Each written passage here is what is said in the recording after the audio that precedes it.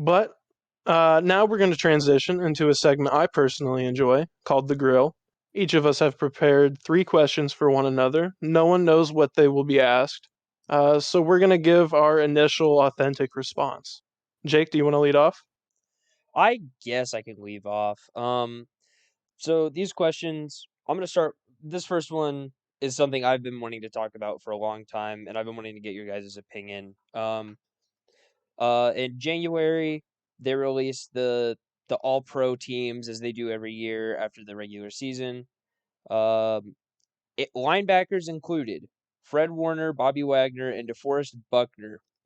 Roquan Smith was left out, despite having more tackles than all three of them, not to mention leading in other categories for or most of the like at least two of the three, including QB hits and tackles for loss. My question is, would you rather have Roquan Smith or Fred Warner in your backfield? I'm taking Roquan personally. Uh, I think he has a little bit more athleticism. Uh, Fred Warner is a hell of a player. Do not get me wrong. Like he is the man on that defense, next to Nick Bosa. But I'm taking Roquan. I'd personally have to go with Fred Warner.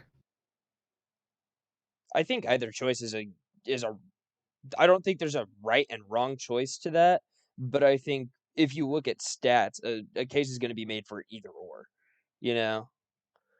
Yeah, I'm Um, thinking like for that situation, how it was like for Derwin James and the Darius Leonard defensive rookie situation. How I think Leonard got it, but he was giving up so many yards after the catch or whatever, and Derwin James didn't get it that year. It's kind of like the same way with this is. I agree with that, honestly. Um, my next question, it feels like we've had a lot of running backs have to step up this year with injuries happening to a lot of teams. So my question for you, Ronan, is which of these quote unquote step up running backs would you take after their performances so far this year? I believe it's Tyson Williams for Baltimore or Khalil Mhm. Herbert after his game last week. I mean, Khalil Herbert had himself a day. I'd probably go with Herbert because, well, I mean, he's got the lead role, and it seems like the Bears trust in him. I haven't seen much of Tyson Williams. Uh, now that all the guys that they, I think all the guys that they got in free agency is activated now. I'm not sure if Devontae Freeman is, but I I'm know Le'Veon got a touchdown. And Latavius Murray has been getting touches. I'd go with Khalil Herbert probably. I'm pretty sure all the free agent signings for Baltimore scored against the Chargers this week. That's actually kind of funny. That is actually kind of funny. Williams has started. He started the first three games this year. Didn't start this week, but still had 4 rushes for 6 yards. Obviously, in his first game, had that touchdown, and then in week two, 13 rushes for 77 yards, and then 2 receptions for 16 yards. Herbert, very surprising week, honestly. 19 rushes for 97 yards and a touchdown, 2 receptions for 15 yards. And he's typically the returner for the Bears, so I think I would go Herbert, maybe a little biased, but it's hard to argue against how good of a week he had with having to step up with both Montgomery and Damian Williams out. Where is Tariq Cohen at? He tore, I believe he tore his ACL is what it was last year on a punt return that wasn't called it was a disputed call like all over social media about whether or not it was a like hitting the returner before the catch thing. Because he got hit just right that it actually tore his ACL right before the return, and then he was down and had to be carted off the field. I think, Is if he my still dealing memory. with that injury? Yeah, he's still dealing with the injury. They said he might be good after the bye week, which is not for another few weeks, but it's still questionable for him as far as when his return is going to be. Supposedly in training camps, he was still favoring it a lot. He wasn't really padded up. He was just doing little drills here and there, just trying to move it a little bit. But he's still injured for the Bears, so they're having to run with David Montgomery, which obviously no issues there. He finished top 10 in rushing last year with over 1,000 yards. Damian Williams, who's a solid number 2 back, and now Khalil Herbert, which after this week's performance, I don't think anybody's arguing that that's a bad decision. My third question, and I want to get both of you guys' takes on these. There was a lot of talk on Twitter after the Ravens game this week about who is the king of the AFC right now. And most people were saying the Ravens after they came out and shut Justin Herbert down and put up 34. So my question is, even after the Bills lost to Tennessee, who is the king of the AFC right now? The Ravens or the Bills? I, mm, you know, it's kind of funny because a couple of weeks ago we were talking about the Chargers being the Kings. Yeah, isn't it kind of funny how it switches? It's kind of Very. who's beat the Chiefs lately. That's really what it's all about, isn't it? It kind of is, yeah. And you know, all three teams who have been debated have beat the Chiefs this season. In the Chargers, the Bills, and the Ravens. But I would probably have to go with the right now the Ravens. I'm really surprised with how they've been able to handle themselves with injuries. Uh, I don't have the stat pulled up in front of me right now, but I think they're second in the league in injuries. I think they're like one behind the Lions, and the Lions are defeated. They don't have a win, and the Ravens have lost once. So I think that says a lot about Harbaugh. I think it says a lot about how Lamar has been able to handle himself in the building, and he seems to have developed into like a franchise guy. You know, they're the guys who have the athleticism and the skill set to be a franchise guy, but they have to also take on that leadership role to actually be that franchise guy. And it looks like Lamar has really become that. And I feel like throughout the next couple of weeks, it's just going to keep switching between these teams. But at this point right now, it has to be Baltimore, and nothing that takes nothing away from Buffalo. Just because they lost to Tennessee, that doesn't hurt them as much. I still think they're going to be one of the top AFC teams. I just think that the AFC is going to run through Baltimore, sadly. I think I'll agree with that. I think before this week, I would have said Buffalo just about every week. But after Baltimore's performance this week and Buffalo's, I won't say completely shocking loss, but un how do I word this? Unexpected loss to Tennessee. I think right now Baltimore will be running the AFC for the next few weeks at the very least. But I want to follow that up with who do you guys think is the king of the NFC? And I think you might know what two teams I'm going to throw at you. Well, you'll know at least one of them, and that's the Cardinals. But in my opinion, I feel like the Rams are number 2 or the Bucks. It's between the three. Who do you guys think is the king of the NFC? Uh, I'm going to go ahead and go with a sleeper. I think it's between the Cardinals and the Packers as of right now. Uh, Now I love my Rams, but we definitely have our own issues going on. And the Buccaneers they've looked a little bit human. I think at the end of the season they're going to be in tip-top shape, you know, Super Bowl contender, probably Super Bowl favorites. But for right now, I think it's the Cardinals and the Packers, which I'm a little bit surprised about because I didn't think the Packers, after the showing in Week 1, I didn't think they'd be where they're at right now. But between the two of them, I'd go Cardinals. Just they're undefeated. No, it doesn't look like anybody's going to be stopping them anytime soon. Yeah, Yeah, I had a friend before the season, right after the first free agency day when the Cardinals got a bunch of big signings. He was like, "Yeah, the Cardinals betting odds are like still really high." So I'm gonna take that bet real quick, and it's 6-0 for the Cardinals right now. So I'm gonna have to agree with you there. Colby, what do you think? It has to be between the Cardinals and the Buccaneers, I think. Right now, it has to be the Cardinals. No one's been able to stop Kyler in that offense. The defense has played relatively great. It's just, I think, once comes playoff time, Tom Brady will turn it around like he always does and be unstoppable come January. Yeah, that dude's an alien. He's going to be playing till he's 55 or 60. I'll go ahead and go next. I've got a question kind of for the two of you. Um, do you guys think that the Chiefs will make it back into the Kings of the AFC conversation? Or do you I think it's going to be, you know, kind of the other three that we've mentioned prior, kind of leading it this year? For this season, I don't.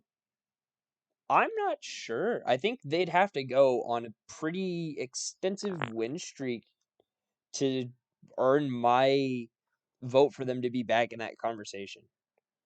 But I think they'll probably still make the playoffs. They'll just be a lower seed this year. Um, but I don't know that they'll be back in that conversation unless they go on like I said, a pretty extensive win streak. That defense needs to be fixed quickly before they even get thrown back into that conversation, because every team in that conversation has at least a good defense. Yeah, I'm right there with you. They're gonna have to fix that defense before they get back into that conversation. Colby, on to the next question. Taking you back a little bit, which running back would you rather have?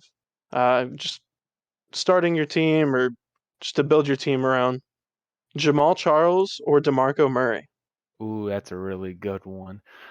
Jamal Charles was silent but deadly. He had that really great game against the Raiders, putting up like what 250 yards. But DeMarco Murray, I mean, he had that one offensive player of the year in like 2013, 2014 with the Cowboys. Ended up going to Philly, not doing so hot, and then went to Tennessee and was there with Derrick Henry in his rookie year in the first couple years. So if I had to go between the two just for the longevity, probably it'd be DeMarco, because I still think he could have done good in Philly. He just had Chip Kelly calling the plays and all that stuff. But Jamal Charles, it seemed as soon as we saw his highs, it just went straight downhill from there. What about if they're both in their prime? Does that change anything, or is it the same answer? Prime, I'd have to go Jamal Charles. Nothing was stopping him. That's a fair take. I like that. To follow that up, I've got another question for you. Another starting your team type of question. So you need a pass rusher to build your defense around. Who are you taking? Khalil Mack or Joey Bosa?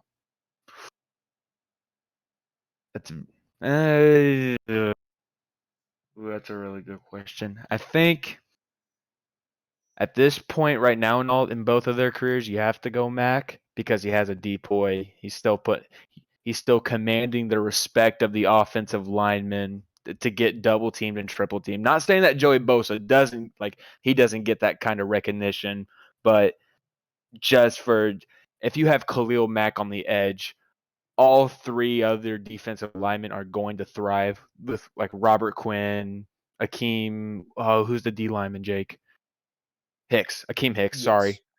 Goldman too, yeah, Eddie right? Goldman and all that. And that's not to say that Joey Bosa doesn't make Linval Joseph and all the Chargers people better. I just have to go with Khalil Mack. Yeah, I kind of struggled to answer that question. Personally, I really like Joey Bosa, but I think I'd have to go with Mac as well. Alrighty, Jake, I got a couple questions for you. Through these first 7 weeks, who's your MVP through between these two quarterbacks, Kyler or Lamar? Ooh, I feel like I feel like Kyler has just had more quality games than Lamar has. And that's not to say Lamar hasn't had great games all season, but I feel like you look at the stat sheets for, I'd say most weeks, Kyler's really had probably one not so great start, and I feel like Lamar's had two. This last week wasn't the best for Lamar either. Like I said, that the rest of that team really had to rally.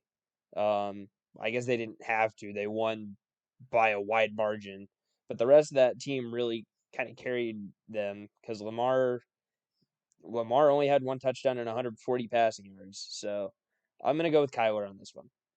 Yeah, no, last week does take into consideration who you would select for it. He did look like a human in against the Chargers, but for all the other 5 wins, it seems like Lamar has had to put the team on his back and carry them to the win. But that's not to say that Kyler Murray is not the reason why they are 6-0. Right. But going on to the next question, I got these two teams, and I want to see which one. Who do you think of these two teams are going to make the playoffs? Either the Bengals or the Raiders? Ooh. I I want to say the Raiders. I feel like Cincinnati's defense is just it's not as good to me. I feel like it's got a lot of holes in it, and that's not taking anything away. They've got some pretty good corners and a good linebacker, and then Miles Garrett, or not Miles Garrett. I'm thinking Cleveland. Sorry. Um, that's not to take anything away from their defensive backs. They've got some pretty good defensive backs, but Jesse Bates, yeah, right? Jesse Bates. But that front seven, I feel like, is just not. They don't apply a lot of pressure from what I've seen personally. So I'm gonna say between the two, the Raiders. But I don't know that either of them are truthfully gonna be a for sure lock in the playoffs. See, I think the Bengals are just going to go as far as Joe Burrow and Jamar Chase is going to take them. I don't think that defense is up to the standard of them winning games. And then the Raiders, with them having the interim head coach come in, beat the Broncos away, who knows what they could be. And Right. then I think go with keep going. Cincinnati, uh, it's kind of just like what teams can we outscore? It's similar to Kansas City's problem right now. Who can we outscore rather than hold out of the end zone? No, for sure. Alrighty, and for the last question I got, who do you think is going to come out of the AFC West? I man. So looking at the Chiefs, the Broncos, the Raiders, And the Chargers. and the Chargers. I think the Chargers are still gonna win that division. It's hard to argue even after this week's performance. It's hard to argue how good that offense is. And then, like I said last week, Samuel's been holding that defense down for the Chargers. That kind of backfired on me this week, as you can tell. But I think the Chargers have got that division almost locked down. But it's hard to pick against the Chiefs, but I still think the Chiefs are going to make a wild card spot if they don't win the division. I just think the Chargers have a lot of steam right now, and unless they lose one of their huge pieces on offense, there's not a lot that's going to bring them down unless you're Baltimore's defense, apparently. No, for sure. It's always hard to bet against Mahomes, but at this point, with the way that his defense is looking, it's not that hard to be betting against it. Right. With teams putting up 7.1 yards against them on every play.